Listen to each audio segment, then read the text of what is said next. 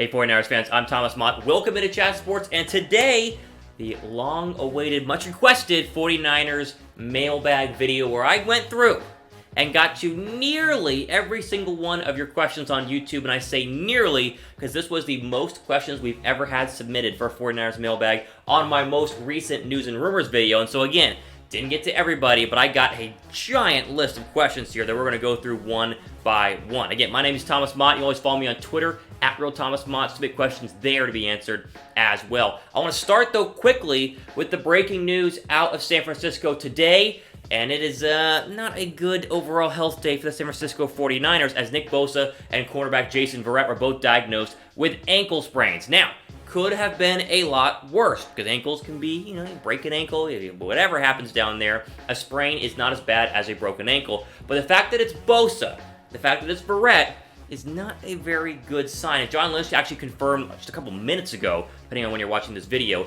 that Bosa will miss the entire preseason, whereas Verrett, the timetable is still unknown. So again, listen, not as bad as a break or a tear, but ankle sprains and high ankle sprains can especially linger, and you can carry that throughout the entire season. It's basically playing with pain and how you can manage it. So, not an overall good day in terms of Nick Bosa and Jason Verrett. Verrett was most likely not going to be the starting quarterback because Witherspoon and Richardson are both there, but he's still the third best corner on this team and has a history of injury problems. And of course, we all know about Nick Bosa. We talked about that a lot on this channel. Not a good day, but it could have been worse. Just wanted to give you guys the breaking news there. I hope Bosa's healthy and ready to go because we need him this year. Okay, enough of the news here. This is the mailbag video where I answer every single one of your questions, at least as many as I could have. Let's go ahead and start with 12 Tribes Repent on YouTube asks, why is it that every video you continue to harp on if Jimmy G gets hurt? It's almost like you want it to happen. Well, obviously, I do not want Jimmy Garoppolo to get hurt this season, but at the same time, he's coming off of a major ACL injury, and of course, he had the sprained AC joint in his throwing shoulder back in 2016. He's not an injury-prone quarterback, and I hate that word. Like, people say Carson Wentz is injury-prone. No, you just got unlucky, right? Injuries can happen at any time. But at the same time, we've never seen Jimmy Garoppolo in more than 6 games, and we're paying him $137.5 million over 5 years, okay? If you're going to be worth the money, which we all know that you are, you have to be able to be on the field for 16 games every single year if we're going to pay you that much. And that's why I've harped on it a lot on these videos, because to me, if Garoppolo does not play all 16 games this season, then no matter what the reason is, now if it's 14 or 15, whatever, but you get my point. If he does 5, 6, 7, 8 this year, injured or benched or whatever, then you got to look at other options going forward in 2020 because we're paying him too darn much to actually not see him on the field. So no, I don't want him to get injured. Obviously, if he's healthy all 16 games, I think possibly, be one of the top 5, 6 quarterbacks in the NFC. But we have not seen him for more than six games in his entire career. We're paying him a lot of money. Okay, moving on here. Let's see. Paul M. on YouTube asks, which receiver has the fewest dropped passes this camp? I've watched a few of those live look-ins and noticed that a lot of balls are hitting the ground. Well, I've not been keeping track of pass by pass in terms of who is dropping the most, but I can tell you from Tuesday's practice, here's all what happened with the wide receivers. Dante Pettis had a fumble. Kendrick Bourne dropped a pass that was immediately intercepted by Ahkello Witherspoon, and Deebo Samuel was unable to corral a perfectly thrown pass from Nick Mullens in the end zone. Just a little tiny snippet of what is happening at Niners camp with the wide receivers. I've been reporting this for weeks, and I see people in the comments going, oh, you're wrong, I'm reading that they're doing fine. No, the wide receivers have struggled so far in training camp. Dante Pettis, obviously, with drops. Kendrick Bourne, as well, as having trouble with drops at the same time. Now, they have their moments, right? Goodwin catches a touchdown pass, or, Samuel catches a touchdown pass. That happens, but the overall, I guess, outcome so far, everything I've heard from 49ers wide receivers in training camp is that it's been below average and unimpressive, and head coach Kyle Shanahan spoke to that with the media a couple days ago when he was mentioning that they still have a long way to go. So I don't have the exact dropped amount. I do know that Jordan Matthews has looked pretty good. I think he's a lock to make the team. But the big one that I've reported many times on here, and people are upset that I'm doing it, is that Pettis has really struggled this offseason with drop passes, so keep an eye on that going forward. That's why I've said, every single preseason game, you ask me what's the one thing I'm keeping an eye on, it's not the quarterbacks, it's not the defensive lines, it's literally the wide receivers. Whoever shines the most to me is going to have a real chance, depending on where they're at on the roster right now, to make the squad because it has been that much of a struggle. All right, Nick Southern on YouTube asked, do you think Solomon Thomas will eventually replace Eric Armstead on the interior defensive line this season?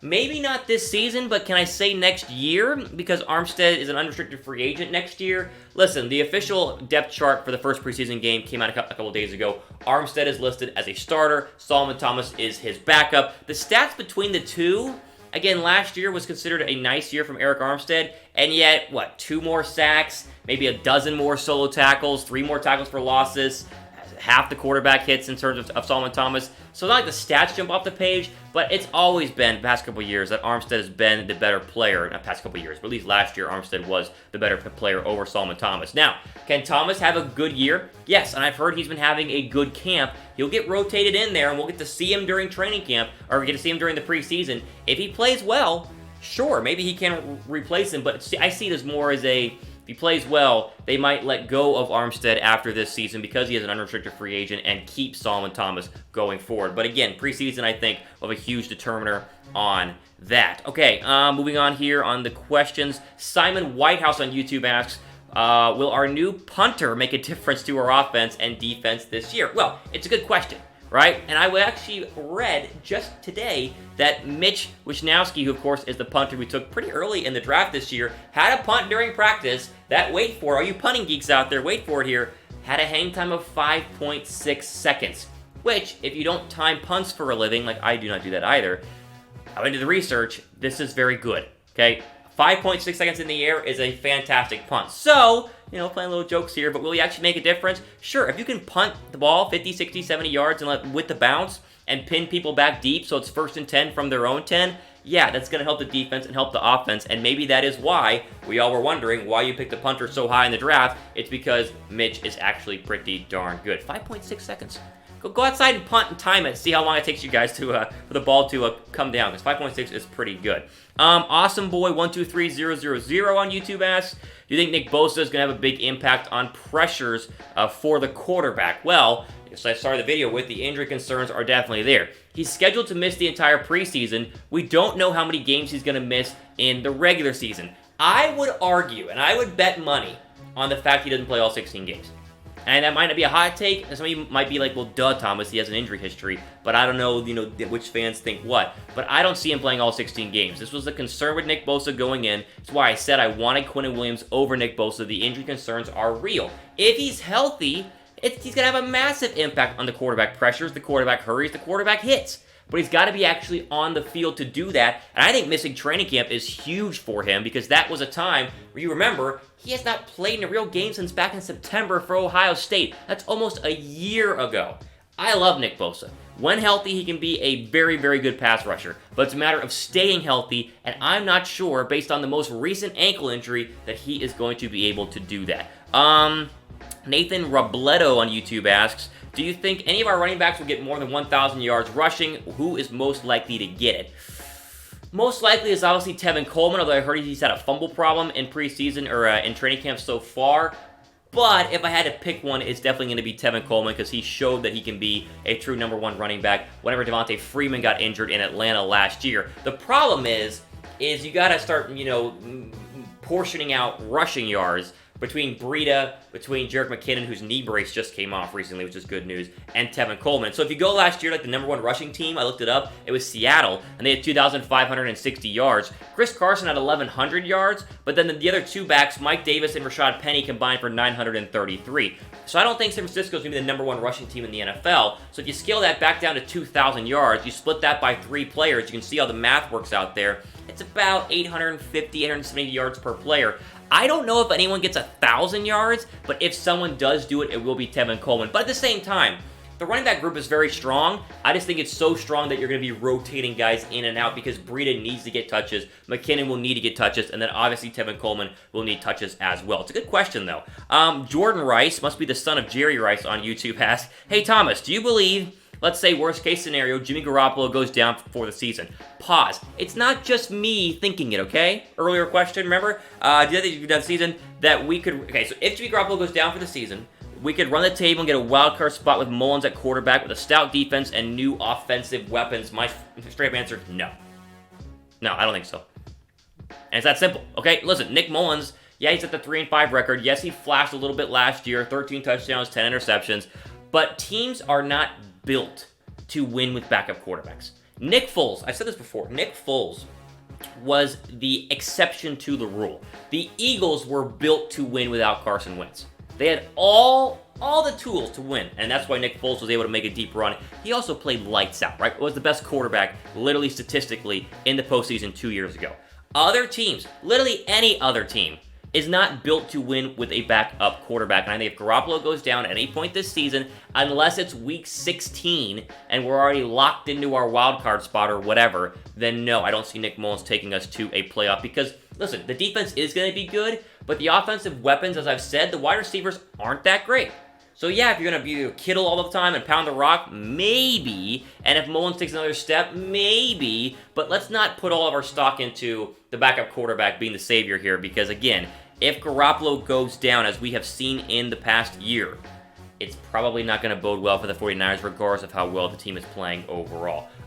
Moving on here, let's see... Jason Garcia on YouTube asked, what 49ers player will have a good fantasy value this year? Okay, I like that. Who would I take in terms of fantasy? Couple ones here. I would take the defense. Maybe not as a number one overall defense, but I would definitely be like, okay, I can take a defense later on because no one else is going to take the 49ers. I can get them super late in my fantasy draft. That way I can still get other good skill players. So I would do the defense is going to be good. I would say Tevin Coleman would be a good running back number 3. I wouldn't take him as a running back 1 or 2, but as a third option to rotate in there at the flex or rotate him in there whenever you're starting 2 running backs are out, I would go to Tevin Coleman. And then, of course, Kittle. Let's just get Kittle out of the way. You should take Kittle for sure. But if I was going to say this, I would give you a little bit of advice on taking a 49er wide receiver.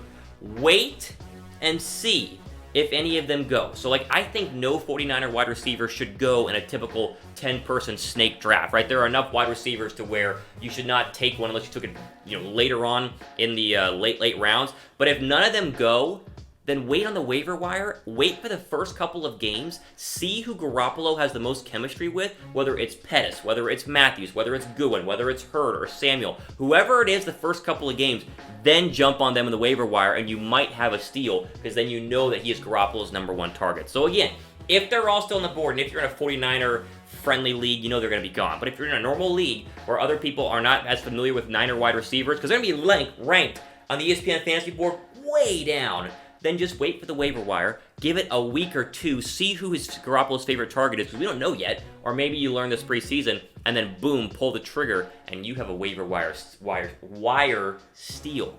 There you go, a little bit of help there. Okay, we got time for one more here. Let's see. Andrew Segrave, I think I said that right, on YouTube says, does Jalen Hurd play a major factor in 2019? Good question. I've gotten a lot of these the past couple of weeks. I keep answering them in the same basic way. I'm the foremost expert on Jalen Hurd because I went to Baylor and I was there when he was there, right? So I got to see what he can do. I think he has an impact this season, but not a major impact in 2019 because, again, we've heard the ups and downs of even him and the wide receiver group at training camp. I think he's going to have a couple of end arounds, a couple of jet sweeps, a couple of running plays that we all go, ooh, look at that. A couple of passes over the middle where he breaks a tackle and runs it deep for a touchdown. But he's not going to be a 9-touchdown guy. He's not going to be a 70-catch guy. He's not going to be an 800, 900-yard receiving guy. I think you have all those. 35 catches, 40 catches, 400 yards receiving, 4 touchdowns. Great year, okay? It's the progression that we're trying to build on, not the fact that he's going to be an instant impact this year. Because remember, he has 1 year of wide receiver playtime in college football. 1 year at Baylor. That was it. Now, it was good enough to get you drafted in the 3rd or 4th round, 3rd round, right? But he's still learning a lot, and those Baylor wide receivers come out, and they got to learn how to run routes. Because trust me, when I'm watching him, he ran like 2 routes. A 5-yard stop, and then an over route, and that was basically it. So let's just pump the brakes on him being a major impact. But I think he's going to be a lot of fun to watch, and especially a lot of fun to watch to see what he does this preseason. Which reminds me, finally here, listen, first preseason game, August 10th against those darn Dallas Cowboys. Our job is to beat Tom Downey All right, we beat Tom's team. Then on every single Cowboys news and rumor report videos, whatever, for the next week, you guys go and comment on those videos saying, ha ha ha, 49ers won. Shout out to Thomas Mott. He's the better Tom. Just kidding. I know Tom's the OG, but at the same time, it'd be nice to beat the Dallas Cowboys this week, so we shall see. All right, there you go. There's like as many news and rumor or many 49ers mailbag questions as I could get into. Be sure to subscribe here and to our new Chat Sports 49ers official YouTube page, www.chatsports.com/49ers. That way you can get all these videos in your subscription box as soon as they are released. Plenty more to come next week, so be sure to subscribe to Chat Sports. For Chat Sports, I'm Thomas Mott signing off. Enjoy the rest of your day.